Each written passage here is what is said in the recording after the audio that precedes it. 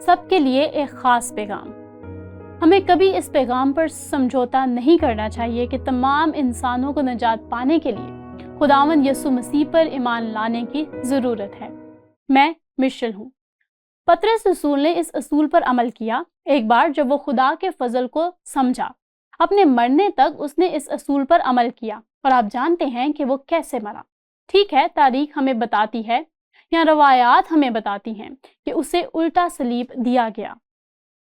اس نے الٹا مصلوب ہونے پر اصرار کیا اس کے ایمان کی وجہ سے، لیکن وہ خود کو مسیح یسوع کی طرح مصلوب ہونے کے لائق نہیں سمجھتا تھا، یعنی سیدھی صلیب۔ یہ ناقابل یقین ہے، اس شخص کے ساتھ کیا ہوا اس کا تصور کرنا بھی مشکل ہے، اور اس کی زندگی میں جو تبدیلی آئی اور جس طریقے سے اس نے اپنی زندگی مسیح کے لیے وقف کر دی۔ اور اس نے یہاں اس پیراگراف میں باب 1 آیت 3 سے شروع کرتے ہوئے وہ کہتا ہے، ہمارے خداوند یسوع مسیح کے خدا اور باپ کی حمد ہو، جس نے یسوع مسیح کو مردوں میں سے جی اٹھنے کے باعث اپنی بڑی رحمت سے ہمیں زندہ امید کے لیے نئے سرے سے پیدا کیا، تاکہ ایک غیر فانی اور بے داغ اور لازوال میراث کو حاصل کریں۔ اور غالباً اس نے یہ الفاظ اس وقت لکھے جب موت کا خطرہ اس کی دہلیز پر تھا۔ غالباً اس نے یہ الفاظ روم سے لکھے تھے جہاں اسے شہید کیا گیا تھا، اور اس طرح وہ تسلی بخش لفظ کو جاری رکھتے ہوئے کہتا ہے، وہ تمہارے واسطے جو خدا کی قدرت سے ایمان کے وسیلہ سے اس نجات کے لیے جو آخری وقت میں ظاہر ہونے کو تیار ہے حفاظت کیے جاتے ہو، آسمان پر محفوظ ہو۔ خلاصہ یہ ہے کہ وہ وہی کہہ رہا ہے جو پالوس نے کہا، وہ آپ کی زندگی کو آپ سے آپ کی زمینی زندگی کی طرح دور لے جا سکتے ہیں، لیکن وہ آپ کی اپنی زندگی کو چھین نہیں سکتے۔ اور جب پالوس نے قید سے لکھا، آپ جانتے ہیں اس نے کہا، میرا جی تو یہ چاہتا ہے کہ کوچ کر کے مسیح کے پاس جا رہوں، کیونکہ یہ بہت ہی بہتر ہے۔ وہ فلپیوں سے کہتا ہے کہ میں یہی ہوں تاکہ آپ کی خدمت کو جاری رکھوں، اور وہ کہتا ہے کیونکہ زندہ رہنا میرے لیے مسیح اور مرنا نفع، میں مسیح کے ساتھ رہوں گا۔ اور یوں پطرس کو بھی یہی امید تھی۔ میں کبھی کبھی حیران ہوتی ہوں کہ وہ دونوں شاید روم میں تھے، اور وہ دونوں ایک ہی عمر کے تھے، اور وہ دونوں ایک ہی وقت کے بارے میں لکھ رہے تھے۔ مجھے حیرت ہے کہ پالوس اور پطرس کی کیا بات چیت ہوئی۔ میرے خیال میں ان کے پاس ہو سکتا ہے، اور آپ تصور کر سکتے ہیں جیسا کہ انہوں نے ایک ساتھ بیان کیا، پطرس جو یہودیوں کا بڑا رسول کہلاتا ہے، پالوس جو کہ غیر قوموں اور کا بڑا رسول کہلاتا ہے، جیسا کہ انہوں نے اپنے ایمان کو بیان کیا اور ایک دوسرے کے لیے دعا کی۔ اب حقیقت یہ ہے کہ پطرس ہمیشہ اس پورے تصور اور یسوع مسیح کی انجیل کی انفرادیت کو نہیں سمجھتا تھا، اور میں سوچتی ہوں کہ شاید جب وہ یہ لکھ رہا تھا جو ہم نے ابھی پڑھا ہے، کہ اس کا ذہن اس تجربے کی طرف واپس چلا گیا ہوگا جو اسے یسوع کی مصلوب ہونے سے کچھ دیر پہلے ہوا تھا۔ اور آپ یوحنا 14 میں دیکھتے ہیں، اور یسوع مسیح نے ان سے کہا کہ وہ جانے والا ہے، اور وہ واقعی بے چین ہو گئے تھے، اور وہ پریشان تھے کیونکہ یسوع کی جان کو خطرہ تھا، ان کی جان کو خطرہ تھا۔ اور یسوع نے کہا، تمہارا دل نہ گھبرائے، میں جا رہا ہوں، میں پھر آؤں گا، میں تمہیں ساتھ لے لوں گا، کیونکہ میں پاک روح بھیجنے جا رہا ہوں۔ اور جب وہ اس کے بارے میں بات کر رہا تھا تو اس نے ان سے کہا، تم اصل میں راہ جانتے ہو، تم اصل میں جانتے ہو کہ میں کس راہ پر جا رہا ہوں۔ اور توما جھکا ہوا تھا، اور میں اسے صرف سن سکتا ہوں۔ جب اس نے کہا، خداوند، توما نے اسے کہا، اے خداوند، ہم نہیں جانتے کہ تو کہاں جاتا ہے، پھر راہ کس طرح جانے؟ اور یہاں مجھے لگتا ہے کہ وہ سادہ سا انسان ہے۔ کیا آپ ناصرت واپس جا رہے ہیں؟ کیا آپ کائنہ واپس جا رہے ہیں؟ کیا آپ کفرنہوم واپس جا رہے ہیں؟ ہم نہیں جانتے آپ کہاں جا رہے ہیں۔ آپ کے دماغ میں کیا ہے؟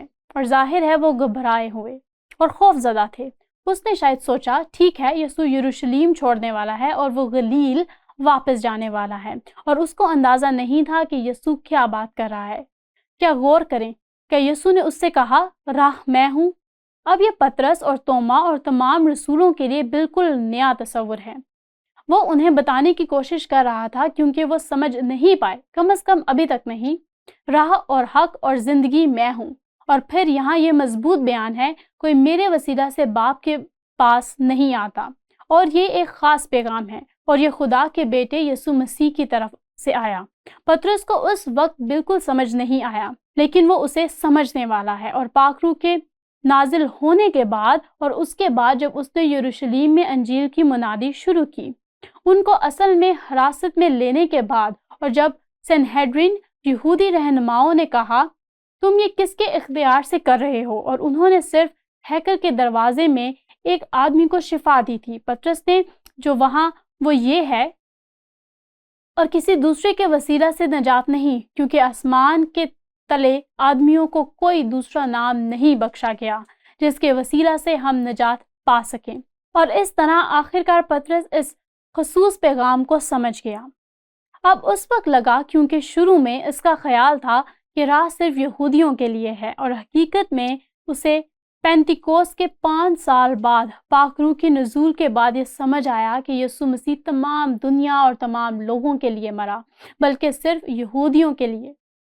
اور خدا نے اسے رویا میں ناقابل یقین تجربہ دے کر یہ واضح کر دیا، جہاں اس نے دیکھا کہ وہ چادر تمام جانوروں کے ساتھ نیچے آتی ہے، یعنی ناپاک جانور، اور آواز نے کہا اٹھو اور کھاؤ، اور پطرس نے کہا میں ناپاک گوشت نہیں کھا سکتا، اور 3 بار آواز آئی، اور پھر پیغام آیا جسے میں پاک کہوں اسے ناپاک مت کہو، اور وہ حوالہ دے رہا تھا۔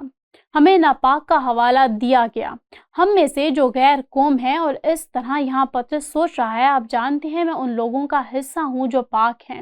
ہاں، مجھے ایک نجات دہندہ کی ضرورت ہے، لیکن صرف ہمارے لیے ہے اور کسی اور کے لیے نہیں۔ اور اس تجربے کے بعد اس نے یہ الفاظ لکھے جو بہت حیران کرنے والے ہیں۔ اب مجھے پورا یقین ہو گیا کہ خدا کسی کا طرفدار نہیں، بلکہ ہر قوم میں جو اس سے ڈرتا اور راست بازی کرتا وہ اس کو پسند کرتا ہے، جو کلام اس نے بنی اسرائیل کے پاس بھیجا، جبکہ یسوع مسیح کی معرفت جو ضبط کا خداوند ہے صلح کی خوشخبری دی، اور یہی گواہی اس نے دی تھی جب اس نے غیر قوم کرنیلیس اور اس کے پورے خاندان کو مسیح کے پاس آتے دیکھا تھا۔ اس لیے پطرس کو اس بڑی نجات کے تصور کو سمجھنے میں کچھ وقت لگا جو کہ یہ سب کے لیے میسر ہے، اور اس طرح اس نے اس کی وضاحت کی اور اس نے کہا دیکھیں یہ ہمارے لیے فخر کی بات ہے کہ ہم مسیح میں نجات کا یہ تجربہ حاصل کرنے کے لیے چنے گئے ہیں۔ وہ اس کی وضاحت آیت 10 میں کرتا ہے اسی نجات کی بابت، سنو سب سنو، ان نبیوں نے بڑی تلاش اور تحقیق کی جنہوں نے اس فضل کے بارے میں جو تم پر ہونے کو تھا نبوت کی۔ وہ یسایہ اور یرمیہ اور حزقیل کے بارے میں بات کر رہا ہے، اور چھوٹے انبیاء جیسے کہ ہوسیہ اور یوئیل اور اموس اور یونا اور میکا اور ناہوم، ان سب انبیاء نے مسیح کے بارے میں پیشن گوئیاں کی، لیکن وہ یہ سب نہیں جانتے تھے۔ انہوں نے تحقیق کی کہ کس وقت یا کن حالات میں مسیح کی روح ان کے اندر بطور پرانے عہد نامہ نشاندہی کر رہی تھی، جب اس نے مسیح کے دکھوں اور اس کے بعد ہونے والے جلال کی پیشن گوئی دی۔ وہ واقعی ہی یہ نہیں سمجھتے تھے، اور پھر پطرس نے کہا ان پر یہ ظاہر کیا گیا کہ وہ نہ اپنی بلکہ تمہاری خدمت کے لیے یہ باتیں کہا کرتے تھے جن کی خبر اب تم کو ان کی معرفت ملی، جنہوں نے روح القدس کے وسیلہ سے جو آسمان پر سے بھیجا گیا تم کو خوشخبری دی، اور فرشتے بھی ان باتوں پر غور سے نظر کرنے کے مشتاق ہیں، یہاں تک کہ فرشتے بھی پوری طرح نہیں سمجھتے مسیح کی خوشخبری کا تصور اور خدا کا منفرد منصوبہ۔ اس نے کہا خدا کے بارے میں سوچ، مسیح میں آپ کے پاس کیا ہے؟ اب تصور کریں مثال کے طور پر یسایہ کے دماغ میں ایک عظیم نبی کو لے کر کشمکش ہے۔ میں اسے یسایہ کی پیشن گوئیاں اور پہیلیاں کہتی ہوں۔ وہ لکھتا ہے مثال کے طور پر مسیح کا دور، تب خداوند کی طرف سے رویدگی خوبصورت و شاندار ہوگی، اور خداوند کی رویدگی ظاہر ہے مسیح کی طرف اشارہ کرتی ہے، اور زمین کا پھل ان کے لیے جو بنی اسرائیل میں سے بچ نکلے گا لذیذ اور خوشنما ہوگا۔ اور پھر وہ اس کی کتابوں میں آتا ہے اور پاک روح اسے یہ کہنے کی ہدایت کرتا ہے مسیح کو رد کیا جانا، پر اس کے آگے کومپل کی طرح اور خشک زمین سے جڑ کی مانند پھوٹ نکلنا، نہ اس کی شکل و صورت ہے نہ خوبصورت، یہ خوبصورتی کے برعکس ہے، نہ اس کی شکل و صورت ہے نہ خوبصورت، اور جب ہم اوپر نگاہ کریں گے تو کچھ حسین و جمال نہیں کہ ہم اس کے مشتاق ہوں۔ اور مجھے یقین ہے کہ جب اس نے یہ الفاظ لکھے تو وہ کہہ رہا تھا خداوند میں نے صرف خوبصورتی کے بارے میں لکھا ہے۔ اب آپ اس مسیحا کی بات کر رہے ہیں جو پرکشش نہیں ہوگا، لیکن اس نے لکھا وہ آدمیوں میں حقیر و مردود لوگ اس سے گویا روح پوش تھے، اس کی تحقیر کی گئی اور ہم نے اس کی کچھ قدر نہ جانی۔ اب خلاصے میں جو ہم نے ابھی یسایہ میں پڑھا ہے وہی ہے جس کا پطرس بہت سے نبیوں کے حوالے سے ذکر کر رہا تھا۔ وہ نہیں سمجھتے تھے، ہاں وہ سمجھ گئے کہ مسیحا آنے والا ہے، لیکن جیسا کہ پطرس نے شروع میں سوچا تھا اور جیسا کہ رسولوں نے سوچا تھا، یسوع اسرائیل کی بادشاہی کو بحال کرنے والا ہے۔ کون سی بادشاہی؟ وہی رومی سلطنت کے بیچ میں۔ ان کو رومی تسلط سے نجات دلانے جا رہا ہے، لیکن یسوع پہلے کیوں نہیں آیا؟ وہ دنیا کے گناہوں کے لیے جان دینے آیا، اور پطرس واقعی یہ سمجھنے لگا، اور ایک بار اس نے ایسا کیا، اس نے یہ تعلیم دی اور اس کے بارے میں لکھا، شاندار نجات۔ اس بڑی نجات پر غور کریں جسے ہم سمجھتے ہیں، اور انبیاء بھی اب تک حیران ہیں۔ وہ اب بھی حیران تھے جب انہوں نے یہ صحائف لکھے، لہٰذا اگرچہ جیل میں میرا بیٹا گیا اور بالآخر شہید ہو گیا، جیل میں، لہٰذا اگر جیل میں مارا پیٹا گیا اور بالآخر شہید ہو گیا، پطرس نے تمام لوگوں کے لیے امید کے اس پیغام پر کبھی سمجھوتا نہیں کیا۔ وہ کیا تھا؟ ابدی زندگی کے وارث ہونے کے لیے ہمیں خداوند یسوع مسیح پر ایمان لا کر نئی پیدائش حاصل کرنی چاہیے، اور اس طرح ایک بہت ہی عملی سوال سامنے آتا ہے، اور وہ ہے کیوں آج مسیحی رہنما یہ گواہی دینے میں ناکام ہیں کہ یسوع مسیح پر ایمان ہی اپنی زندگی کے وارث ہونے کا واحد راستہ ہے۔ ٹھیک ہے، میں اپنے تجربہ سے بات کرتے ہوئے کہ یہ آسان نہیں ہے، یہ پیغام دینا آسان نہیں ہے، یہ ایک برکت ہے، لیکن حقیقت میں یہ سوچنا کہ وہ لوگ ہیں جو ابدی زندگی کے وارث نہیں ہوں گے آسان نہیں ہے، اور کئی بار یہ سمجھوتا ہوتا ہے۔ پطرس نے سمجھوتا نہیں کیا، پالوس نے سمجھوتا نہیں کیا۔ میں نے یہ پہلے بھی بیان کیا، لیکن مجھے یاد ہے کہ ایک بار بلی گراہم کا بڑے ٹیلی ویژن پر انٹرویو کیا جا رہا تھا، اور ان کے بارے میں ابھی تک ایک کتاب لکھی گئی تھی جسے امیزنگ گریس کہتے ہیں۔ وہ کہانی تھی، اور مجھے اب بھی یاد ہے کہ چارلی جو ان کا انٹرویو لے رہا تھا، اس نے کہا، ٹھیک ہے بلی، ان لوگوں کا کیا ہوگا جنہوں نے کبھی نہیں سنا؟ اور بلی نے یوحنا 6:14 کا حوالہ دیا۔ اس نے کہا، یسوع نے اس سے کہا، راہ اور حق اور زندگی میں ہوں، کوئی میرے وسیلہ کے بغیر باپ کے ساتھ نہیں آتا۔ اور چارلی واپس آیا اور کہا، لیکن اس کا کوئی مقابلہ نہیں ہے۔ اور بلی نے اس الفاظ سے مداخلت کرتے ہوئے کہا، چارلی، خدا دیانت دار مصنف ہے، خدا دیانت دار مصنف ہے، اور ہم اس پر بھروسہ کر سکتے ہیں۔ گفتگو کے آخر میں ایک بہت ہی عقل مندانہ جواب آیا، لیکن وہ کبھی سمجھوتا نہیں کرتا۔ بلی نے کبھی سمجھوتا نہیں کیا، اور میں اس کے مرنے کے دن تک کے کچھ بیانات پڑھے ہیں۔